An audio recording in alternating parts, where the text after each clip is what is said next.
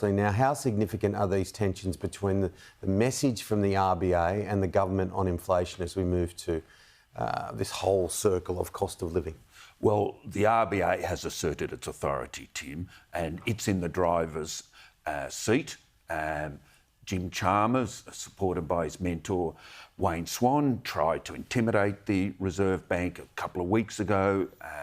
Reserve Bank Governor Michele Bullock stood firm and has now turned it back on the government and said the reason she's not lowering, or the Reserve Bank lowering interest rates, is because of government spending and government immigration levels, government-approved immigration levels. So she's turned it back on the government and said you are amongst the driving forces of high inflation and therefore high interest rates. Very interesting stats this week, though, dropping to 2.7, which is in the range. I talk of inflation here, which is in that range of 2 to 3, and that's where the RBA has been looking for inflation to go before they'll drop rates. Do you think there's a chance we might get a rate cut or two before the election? And if that was the case, it would certainly be a tonic for the sitting government.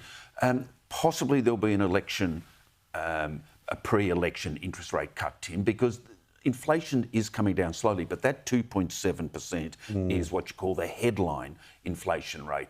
The underlying rate, which is when you take out the volatile energy costs, subsidy by the government, the drop in petrol prices, the underlying rate, which is the one the Reserve Bank relies on, is 3.4%. But the government's clinging to the 2.7. It's not creditable because the RBA is holding firm. They are looking at the underlying effect, that's 3.4%, and the Reserve Bank Governor has said they're still a long way from getting within their target range of 2 to 3%. Would an interest rate cut before the election help the government?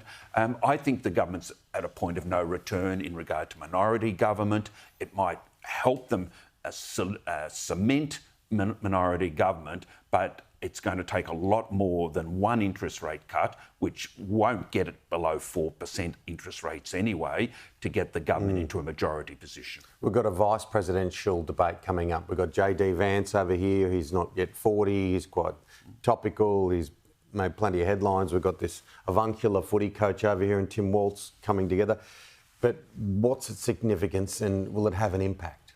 And it's of some significance. It won't determine the outcome of the election, which is still too close to call, obviously. But both candidates have to avoid stumbling or a major mistake that sets the whole campaign of their presidential nominees back a step or two. JD Vance has probably got a good chance of doing that. Well, yes, but he's also very entertaining and he doesn't take a backward step. So if he does slip up, he will double down. And in the American climate at the moment, strength and conviction seem to be winning out over detailed policy.